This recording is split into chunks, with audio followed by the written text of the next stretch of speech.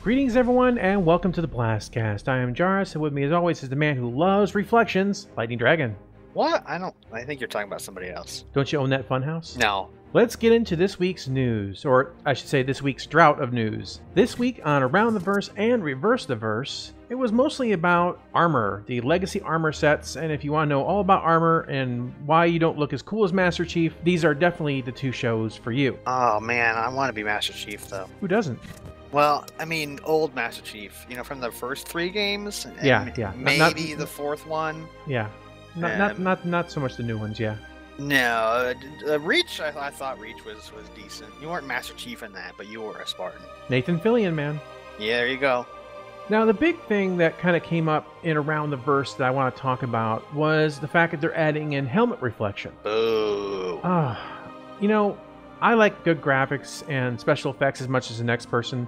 But look, my cell phone, I have a little thing that goes over the screen to protect it, and it gets rid of reflections. So to me, it seems that 900 years in the future that this problem would have been solved. So wait. Do that again in the Kermit the Frog voice, like the news reporting version.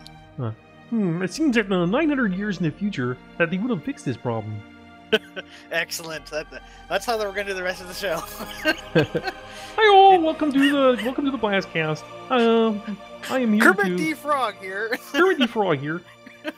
Anyway, so the point is that when you have the reflections in the cockpit, and then you have reflections inside your helmet, double reflections. It's layers of garbage, and not to mention the fact it'll make the game probably chug if you have it all on. Yeah. I mean, if these effects are in the game, then I want the option to turn them off.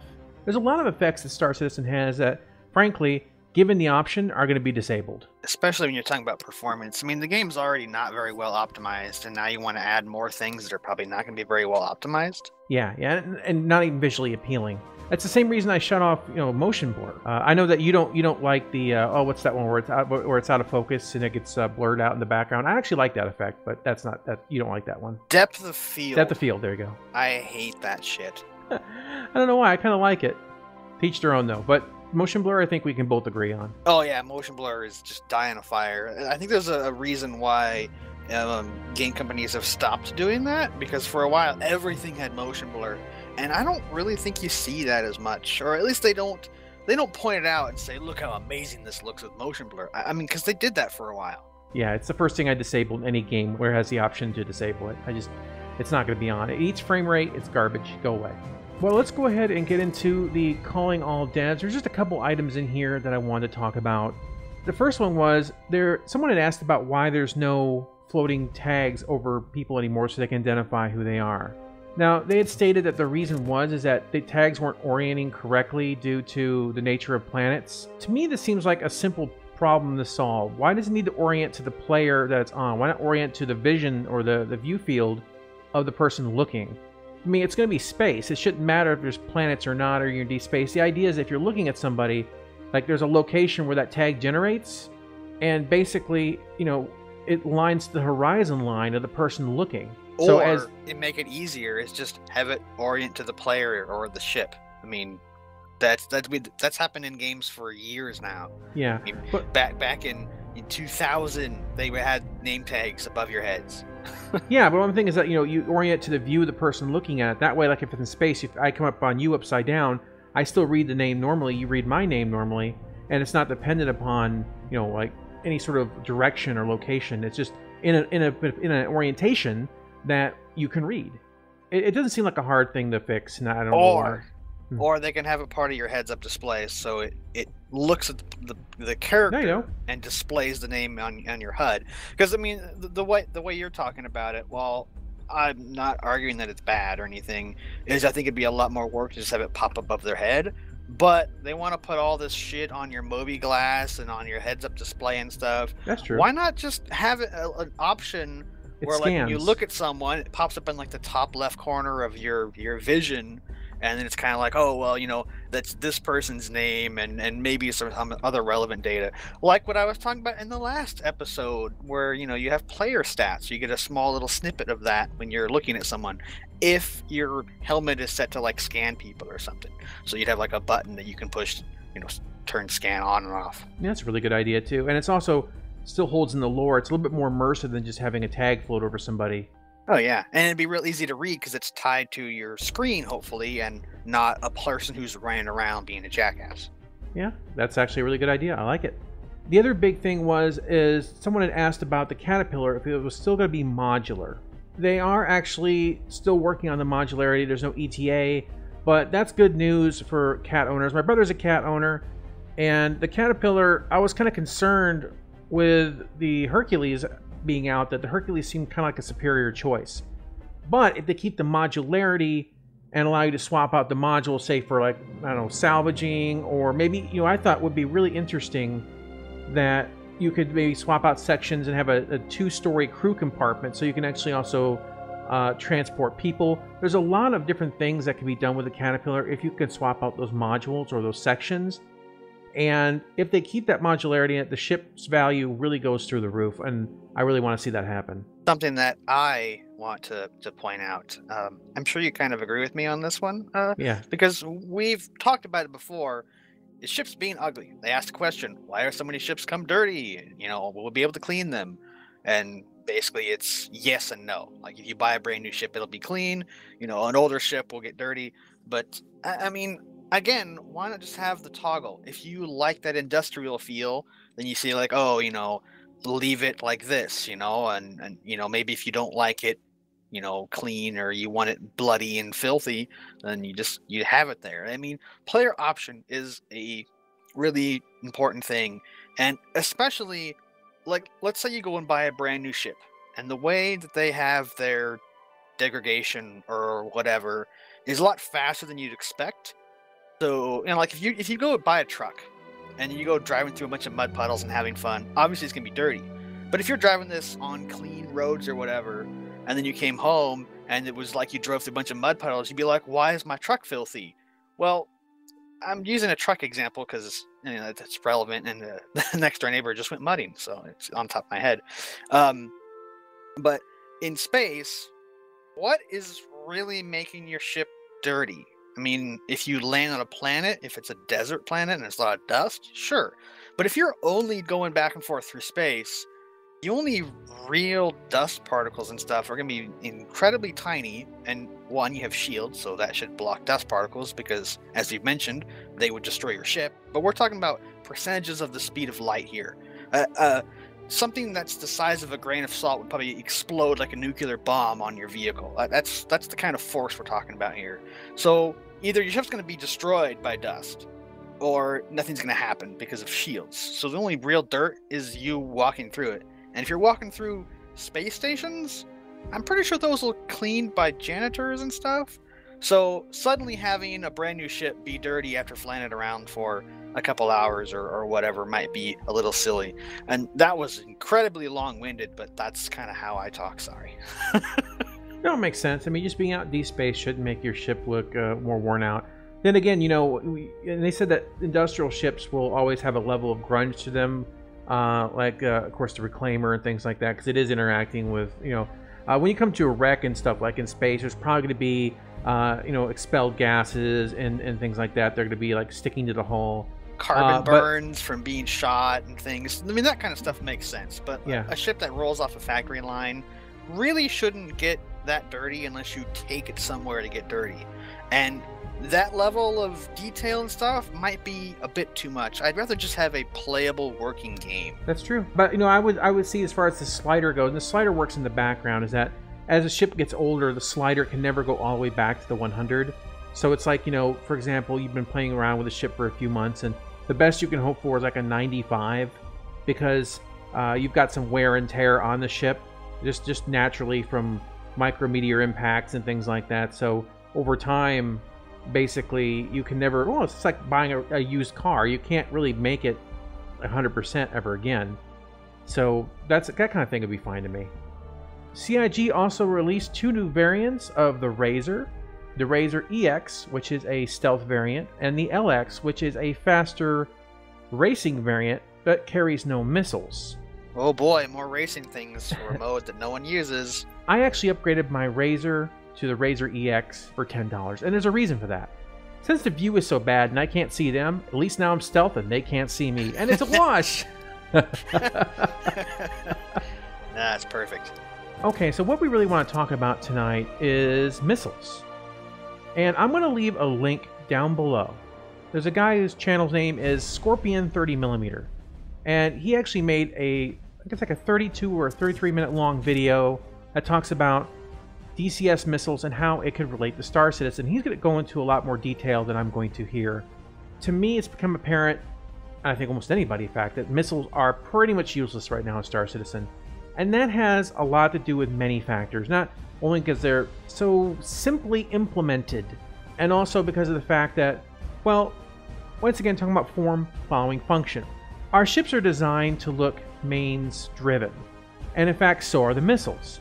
The thing is that our ships have around 94% of the same power going, left, right, up, down, backwards. Actually, backwards is more powerful. But the thing is that missiles are still flying on the idea that the mains drive them. So when someone fires a missile, you can just basically sidestep it, and the missile can't keep up with it.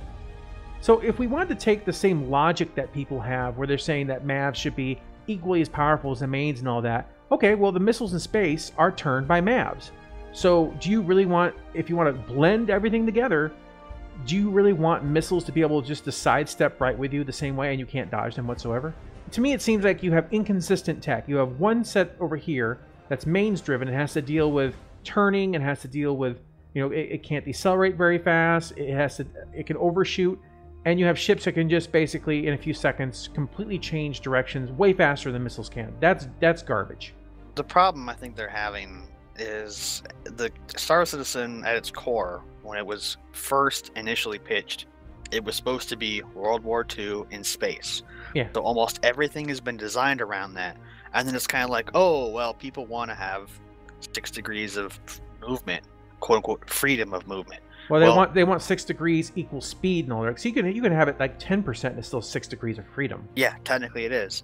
So all these ships, they're designed based off of atmospheric flight models.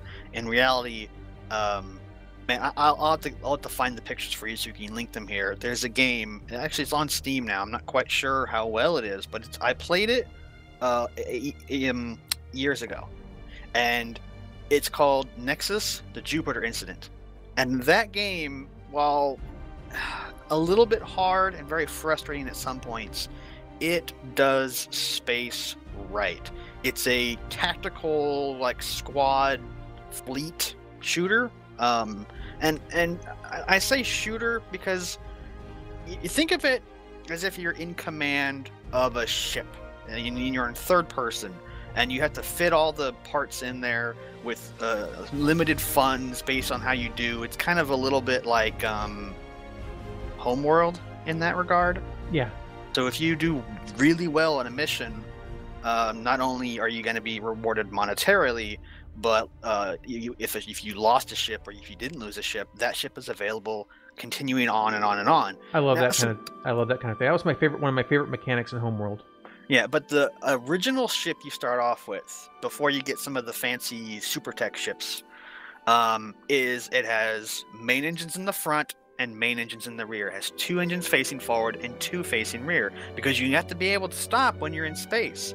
And they go through debriefings where it's like, okay, we're going to burn here for X amount of time, and then this many months will be our intercept course or weeks, and they have all the orbital mechanics stuff, at least not like mapped out in a way that's like, oh, that makes perfect sense if I put it into my calculator. But in a way you look at it and go, oh yeah, that's realistic.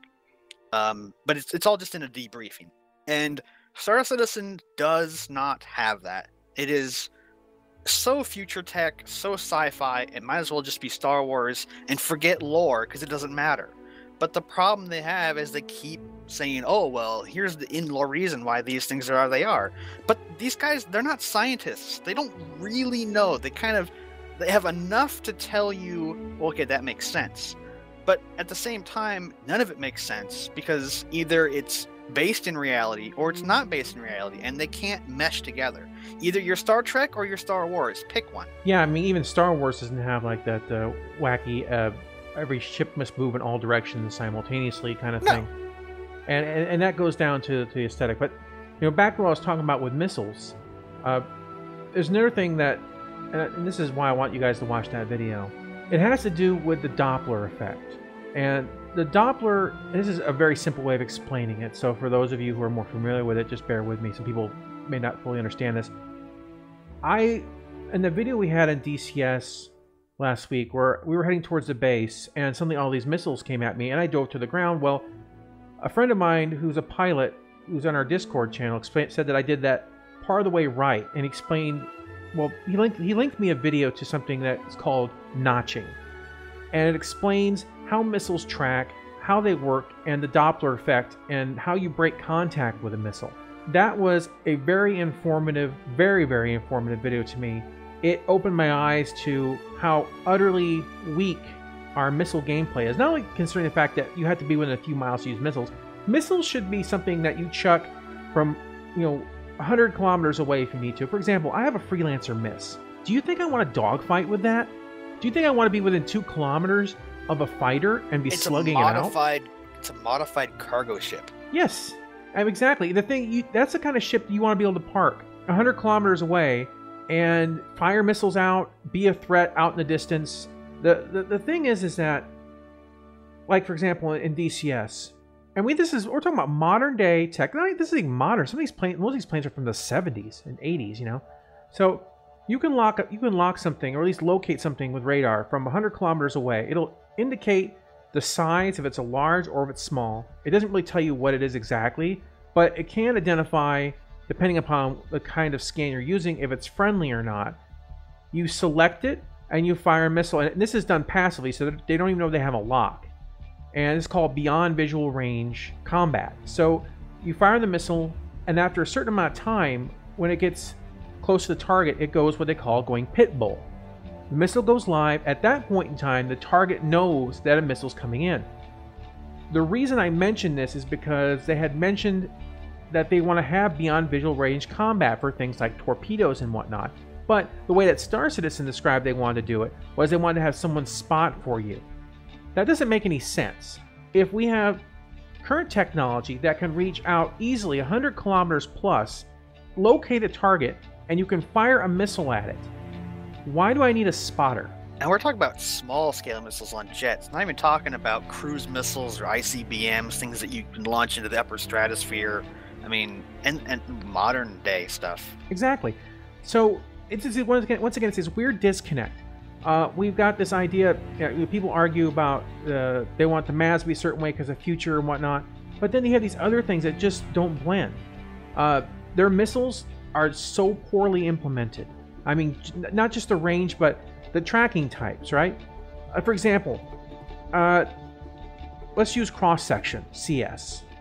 Now, CS should be harder to track on smaller vessels, and if you break line of sight, the missile should basically try to interpret where you're based on your last movement. But if you're not there, say like you fly by an asteroid, you turn around, go back the other way, the missile may try to predict your last path because it can't see you anymore, and that's how you would lose it. Or through, like dropping chaff, so it has a bunch of particles in the way, it kind of blocks its visual. Or it might just shoot the asteroid because the asteroid's a big target. Exactly. But look at like infrared, right? The best way to dump infrared, probably in space, in my opinion, would be to flip your ship over 180 degrees so your engines are pointed backwards, power down, and drop flares. So basically, you wouldn't want the engines to be exposed to them, because even in DCS, for example, things flying away from you, they are very vulnerable to infrared. If they're flying towards you, not as vulnerable by a long shot. It's a situational kind of weapon. Electromagnetic, same kind of thing. It depends on how many electronics are on the ship. Like a more basic, small kind of ship, for example, like, let's say a Buccaneer, because Drake makes pretty basic stuff. It wouldn't put out the same kind of signal as, say, a Hornet Tracker. And even though they're the same scale of ship, the Hornet Tracker is putting out, has those sensors and that rigs and stuff, it's going to put out a greater EM signal. And dumping an EM missile might be doing things like, you got an EM missile coming in, it's 30 miles out, you shut the shields off, you drop chaff, you do everything you can to reduce your signal and make your chaff have a greater signal. Now, going back to the Doppler effect, when I was talking about with notching, this game is amazing. It has taught me so much stuff. I love it. The idea is basically to get 90 degrees perpendicular to the direction of the incoming missile. Basically what that does, if you were low, and it also works high, but it works better low, you kind of, in a sense, because it measures red shift and blue shift, meaning how close you're moving away or towards the missile. If you're moving 90 degrees from it, you have a possibility basically of blending into the background. It'll kind of look at you almost as if you were terrain or landscape. Now, if it was looking at sky and it was coming up from below you, you would say you were to dump 4 flares. You were flying at 90 degrees. It would look at the 5 total objects, you and the 4 flares, and it would have to pick one at random. So you reduce your chances of being the direct target from 1 in 1 to 1 in 5. It's situational. Now in space, if you were to deal with the Doppler effect, the best way you could handle it is you would drop a bunch of flares and whatnot, and you'd stop the ship. This is the opposite of what Star Citizen would have you do, which is to strafe around it. Your flares or whatever you fired out, chaff, would be the thing moving, and because you're no longer moving at all, you basically are a rock. It will look for the moving objects before it's going to look for you. So the strategy is completely different. Looking at this, there's just so much that could be there, and as you just heard, there's different ways to address every missile type coming in at you. Not just the range, but how it's countered. And that's depth. And that really brings in player skill. And not just skill that involves who can shoot the fastest and dodge the quickest. This is knowing what you're dealing with and knowing how to counter it. And knowing the risks involved. I mean, obviously, if you've got a missile coming in, you have to, the best way for you to dodge it or to deal with it is to drop flares and stop. But you're in the middle of combat right now, stopping isn't the best option. That's a situational kind of thing that's going to make you have to make some hard choices. Missile play could be a lot better, and I do recommend you watch that video. He put it out, I think, 2 years ago, and it's only got like 1,000 views. It's really eye-opening if you're not interested in playing DCS, but you want to understand some of the more complex missile mechanics and see what they do and realize that what we have in the game is very placeholder. I hope it's a placeholder. Well, I mean, if they're talking about beyond visual range, it better be a placeholder. Yeah, but the way they're talking about it with the whole, you have to spot for him is...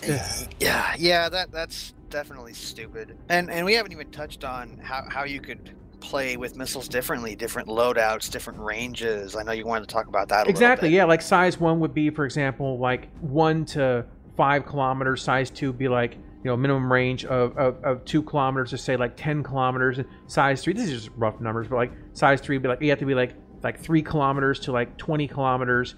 And so those kind of things, like the bigger the missile, not only it brings the bigger yield, but also the greater range. So you have a reason to, for example, hey, I know this could be close combat and I can carry size 3 missiles, but because of the environment being it's an asteroid field we're dealing with, I'm going to switch that out for a bunch of size 1s because they're maneuverable, they're quick, they're close range, and I'm not going to have really much reasons or ability in an asteroid field to lock past a certain distance because of all the obstacles. That's exactly the kind of thing where depth needs to come in, and missile choices need to be a consideration when you're doing your loadout. Not just, I'm bringing the biggest thing. It needs to be, why am I bringing this? What kind of tracking am I bringing? What size? And all that needs to be brought into consideration. And I want to see those ships that specialize as missile boats, like the Freelancer Miss, having that kind of strength that goes along with their very inherent weakness of being unable to be a dogfighter. And you can also, add more complexity to missile loadout. For example, if you have a 2-to-1 ratio per missile size, so you can have 1 size 3, or instead of having 1 size 3, you have 2 size 2s, and instead of having 2 size 2s, you could have 4 size 1s. So depending on the missile loadout you have, it affects what your combat range is and how many. So maybe I'm only going to be a dogfighter, so I just want the size 1 missiles. They've also talked about having dumbfire missiles. Yeah. And that brings another point in... Missile pods or something like that. Well, yeah, missile pods. I mean, they've showed 3D art for this. But another thing, now they're talking about bringing in bombs. And bombs, there's kind of like 2 kind of ways for bombs. And this applies for missiles as well. And you have the World War II style dumbfire bombs. You just drop them, they self-stabilize on the way down, they hit the target, they blow up. Well, we kind of realized that wasn't very good because it kind of, blows up everything. So now we have smart guided bombs, which have targeting systems in there. And so they will lock onto a ground target and they will basically pinpoint, blow it up. But if you had dumbfire missiles, well, you don't need all that sophisticated tracking equipment, so you could have a larger payload. So what this opens up is another type of gameplay. So say you're in just use a Horn as an example, because I love using the Horn as an example. And you have a mission to go and attack this base. Well, if you're flying in a wing, let's say there's 3 of you. So you say, okay, well, one of the guys, he's going to bring just a crap load of size 1 missiles, but he has the tracking ones to, help fire at close support anti-air. If there's other Hornets or Gladiuses or any other flying plane. Then you have one guy who's got like some size 3s. So if there's any big ships on the way, he can fire them very, very long range, at least scare people away if it's a player thing or do some long range damage. But then you have another guy who can bring in some dumbfire stuff. And now he's turned his Hornet into a ground attack vehicle. So he can strafe the base with his machine guns or whatever, his cannons. But he's also got these dumbfire missiles that say they have perfect accuracy up to 2 kilometers. And they have drop because atmosphere and gravity and things. So he can use the dumbfire, let's say they're size 2. Dumbfire size 2 to damage a ground target that would otherwise not be possible with just regular guns. Yeah, and I'm mentioning the idea of rockets and the bombs and dumbfire and tracking bombs. Later this week on a playlist, I actually go through my training sessions and I actually show you some of that gameplay where you have dumbfires as far as bombs go, and also ones where basically you lock the target, and as your plane flies over it, it automatically disperses the bombs once you're lined up in a way that they could actually hit. It's a really great example of how this works. So that's some very simple thoughts, and I say simple because missiles are complex. I really recommend watching that video. As I said, the link's in the description. Give it a watch because it will really open your eyes to just a piece of what is out there and what could be in the game. Remember, the best damn space sim ever. So yeah, let's like go ahead and get some sim aspects in there. Please. We're Space Arcade at the moment. Speaking of Space Arcade, Star Citizen, they put out a contest that's been out for a little while now for people to make a tutorial for Arena Commander, and it's really kind of funny, and I'll drop some pictures up here. People basically started slamming it, and the moderators came in, and it was pages and pages of delete from the moderators. Like good old White Magic likes to ban me every time I so much as sneeze on the forums, which is why I don't post there anymore, by the way. Thanks, White Magic. Anyway, so I finally said it. I've been wanting to say that on my show for a while. So anyway, so the thing is that after that happened, people just started posting lol. There's been like 4 submissions so far, and I think at least one of them has basically been a joke one. Well, they just basically showed all the crashes and bugs and all the bad things and stuff like that. I hadn't checked out the other ones, but after being, I think, nearly 2 weeks now, that contest, they have 4 videos and just pages of lulls and deleted posts. You can kind of see that there's not a lot of excitement for this particular contest, and taking first is going to be easy. Bearing that in mind, I have my own entry that I'd like to present to you. I guarantee you it's not going to take first, but yeah, I think I'll just go ahead and let you watch that. Here you go.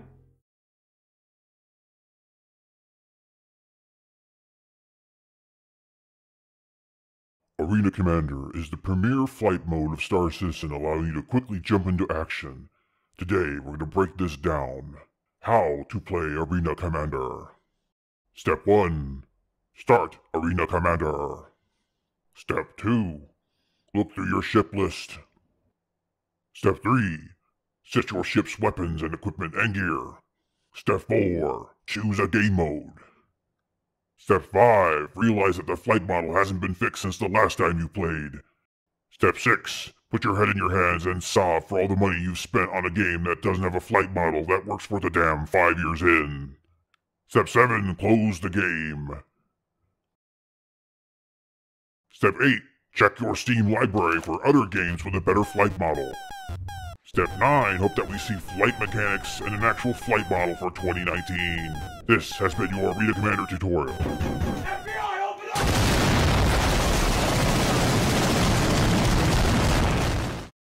For further information, ask the 0.01% of the actual player base that gives a crap about the game or even tolerates it for long enough to log into it. It's time to stop! It's time to stop, okay? Alright, so that's going to be going live on the channel tomorrow. It's a standalone video. If you want to, you can throw it into the competition, post it yourself. I don't post on Spectrum anymore. Anytime I do, I could pretty much say squirrel and get banned, so I'm not dealing with it. I'm not dealing with that echo chamber. Off topic. Off topic. I report someone for trolling and I get banned for calling him calling the guy a troll. I say, you're trolling. Could you stop please posting in my thread? And then I get banned because I reported him and because I used the word troll. This is the kind of thing. It's just like I see people use troll all the time and I never get banned. But this is the kind of thing that's like, hey, please stop trolling on my forum. I want you to leave, and then they ban me. So that's how it works nowadays. So screw Spectrum. All right, everyone. Well, that's about everything for this week's BlastCast. So always leave your comments and things down below. And here's hoping I win that contest. Oh man, your submission! It's just genius. I will be surprised if it does not get first place. It should. Maybe second, because the competition's pretty fierce. There's 4 other videos you have to compete with. It might be the easiest contest I've ever had to take part in. All right, guys. Catch you next time. Bye bye.